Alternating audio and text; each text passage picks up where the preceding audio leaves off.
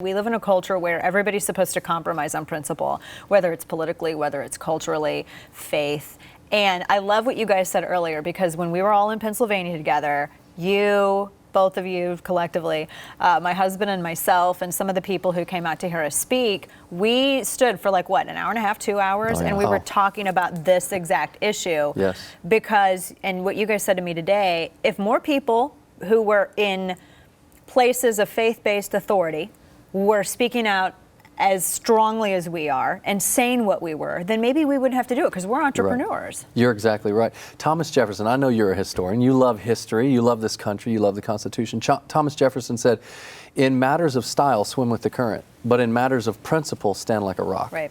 And so what we see, especially in the Christian church, is they want to be so stylish and cool and relevant to the culture that oftentimes we relegate principle down to a common denominator so that everybody gets along, so that we don't stir up any type of a controversy. But the interesting point is that, as Martin Luther King Jr. once said, the church is not the master nor the servant of the state, rather it's the conscience of the state. So we have to be the conscience. We have to be salt and light in culture. And one of the things that we see in the culture is the presence of darkness, or I would say moral darkness, spiritual darkness, as we're watching a lot of these bathroom bills and some of this stuff that defies common sense. And that's a variable too. It's not about a restroom. That's a variable. It could be any issue, but that's used as a wedge. You're right. The issue is never the issue. The issue is the revolution.